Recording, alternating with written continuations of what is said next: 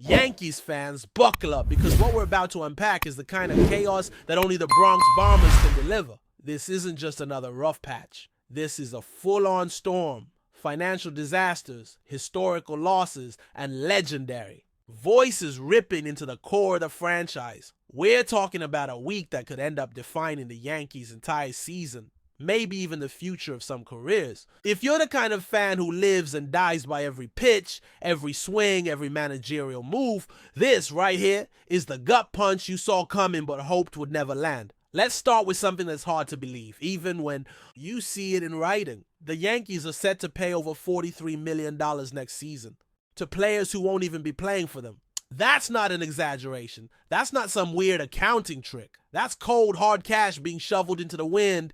DJ LeMahieu, Aaron Hicks, Marcus Stroman. Combined, their salaries total more than what some playoff-bound teams spend on their most valuable stars. And the return on that investment? 0 innings, 0 hits, 0 contribution to the pinstripes. This is the kind of financial mismanagement that doesn't just sting, it echoes. It echoes through trade deadlines, through off-season signings, through fan frustration and clubhouse tension. It's the kind of dead weight that drags a franchise down, even one with pockets as deep as the Yankees. You want to talk about Bryce Harper and Kyle Schwarber in Philly? Their combined luxury tax hit is about the same as what the Yankees are paying these three to sit on the sidelines or worse, contribute to other teams. Except Harper and Schwarber are out there leading their team to postseason contention, while the Yankees are hemorrhaging payroll space for absolutely nothing in return. Let's break that down a little more. Marcus Stroman was supposed to be a rotation anchor, an experienced high-energy veteran who could give 6 strong innings and fire up the dugout. Instead, he lost velocity, lost command, and eventually lost his spot on the team. Released mid-season with millions still owed. You can't write that off as a small error. That's a full-scale misfire. The front office looked at Stroman and saw reliability. What they got was inconsistency followed by an exit. Then there's DJ LeMahieu. Once a hitting machine, a batting title threat, a guy who could change a game with his contact and calm. Fans loved him. The front office rewarded him. But since signing his contract extension, the numbers have flatlined. Injuries played a part, sure, but the regression has been startling. No longer feared at the plate, no longer a key figure in the lineup, just another name on the payroll, drawing millions to struggle through rehab and slow at-bats. And with age creeping in and performance dipping, it's hard to see a path back to relevance for DJ and pinstripes. And what can we even say about Aaron Hicks at this point? His Yankees career became a meme long before it ended. Inconsistent, injury-prone, and visibly disconnected from the energy of the team. Even when he was healthy, it felt like he wasn't fully there. The decision to release him was long overdue.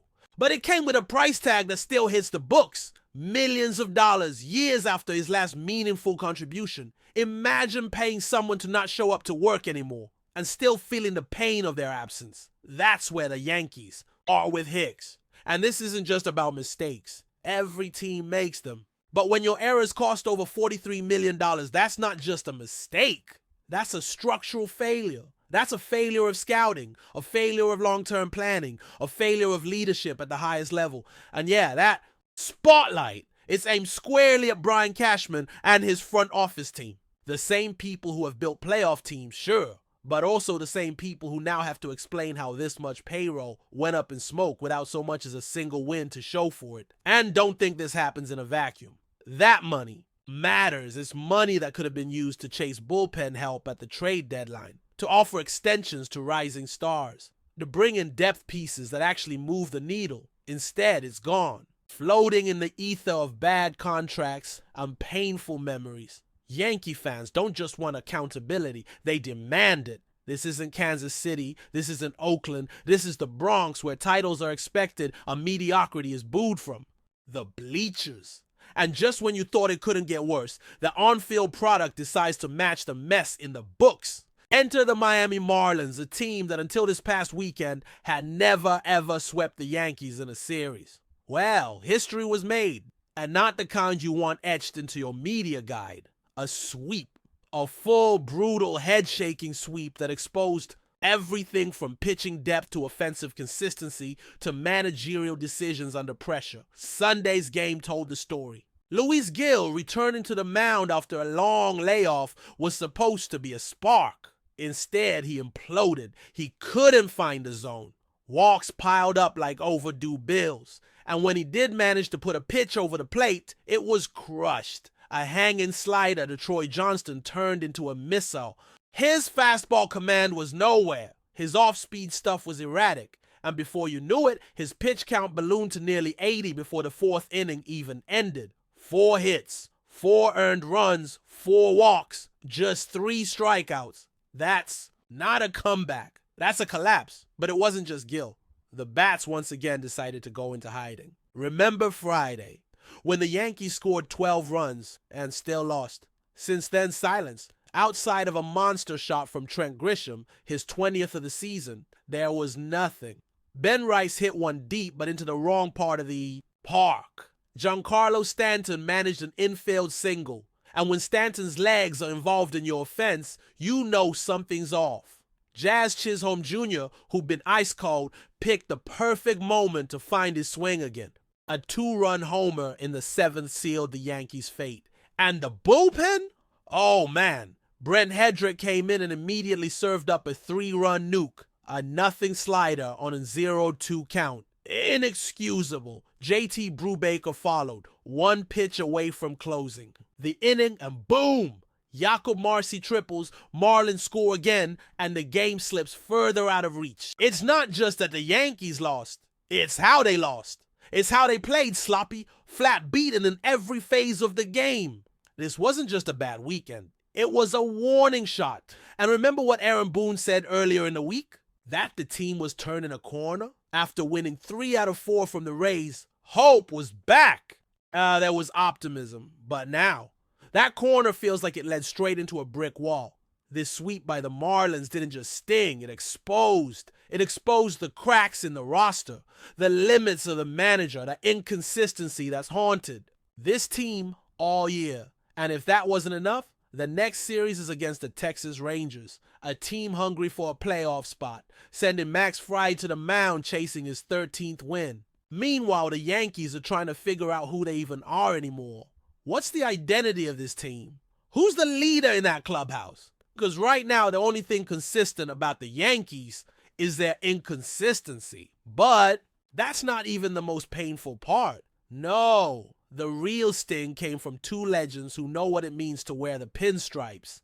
Derek Jeter, Alex Rodriguez, on national television, unfiltered and furious. They called out the team's lack of accountability, lack of fundamentals, lack of urgency. And when guys like Jeter and A-Rod speak, you listen. They're not just former players. They're icons, captains, World Series champions who know what it takes. And what they saw this weekend, it wasn't Yankees baseball. Not even close. What Jeter and A-Rod did wasn't just drop a couple of spicy sound bites for clicks. They struck a nerve. Derek Jeter, a man known for his calm demeanor and carefully measured words, didn't hold back. He said this team makes way too many mistakes. Not a few.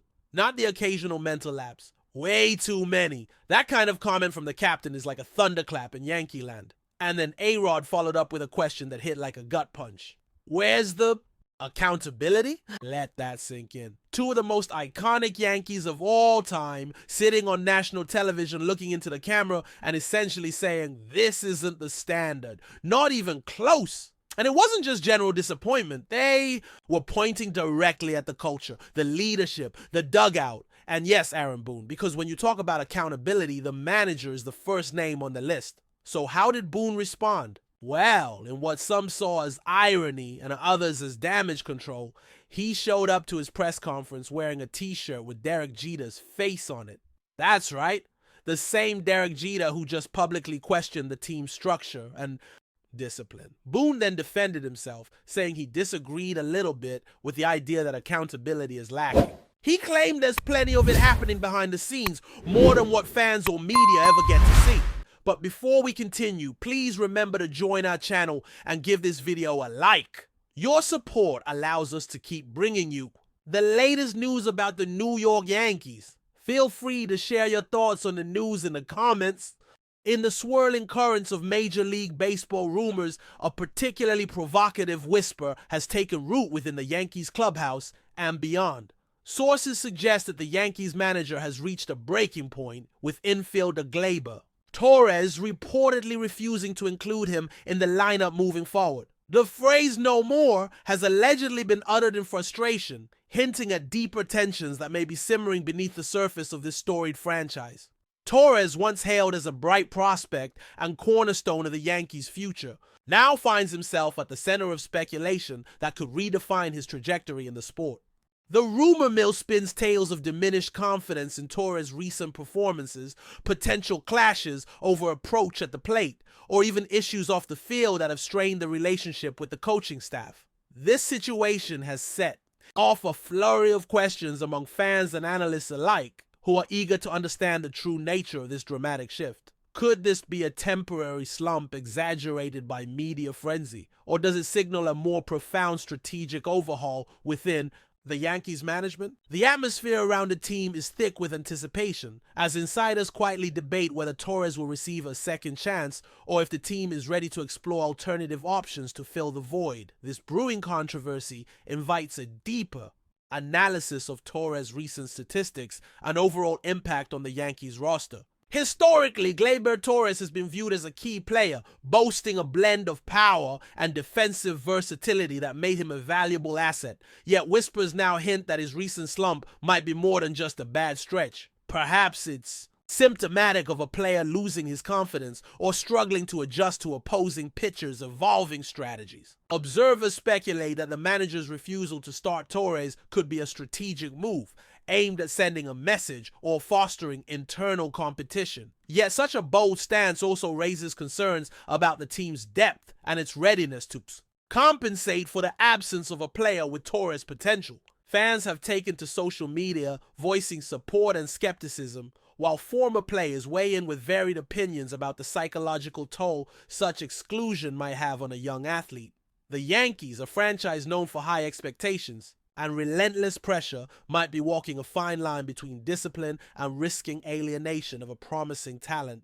This tension between performance and patience could ultimately define the team's direction in the coming months. As this rumor unfolds, questions arise about the broader implications for team chemistry and clubhouse dynamics. Baseball insiders speculate that a public refusal to play a key roster member could fracture the delicate balance within the team. The Yankees, often praised for their veteran leadership and cohesive locker room atmosphere, might now face the challenge of managing internal dissent, media scrutiny simultaneously. If the manager's stance on Torres becomes widely known, it could either galvanize the team around a shared cause or foster divisions that hamper collective performance. Rumors also hint at possible interventions from upper management, with executives potentially stepping in to mediate the situation or reassess the coaching strategy. The media frenzy surrounding this issue fuels narratives about loyalty, discipline, and the modern pressures athletes face. Could this be a calculated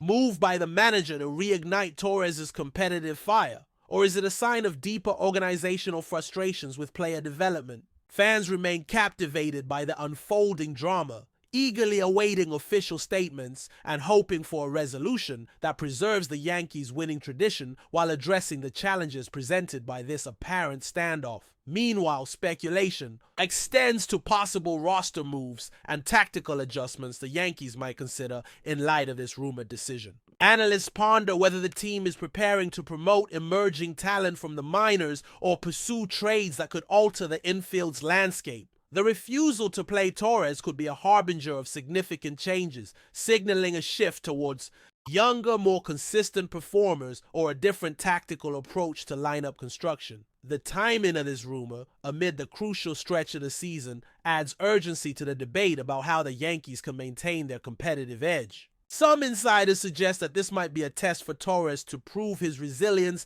and adaptability under pressure, while others view it as a sign that the team's leadership is running out of patience. The possibility of Torres being moved or sidelined sparks discussions about his market value and the potential interest from other MLB teams. The Yankees' future plans, whether involving reinforcements or retooling, hang in the balance as the story continues to develop, promising further twists and turns in the saga of one of baseball's most watched franchises. Ultimately, this swirling rumor about the Yankees manager's refusal to play Gleyber Torres captures the essence of the high-stakes world of professional sports, where performance pressure and politics intertwine. The unfolding narrative raises compelling questions about leadership decisions, player management, and the delicate art of balancing team success with individual development.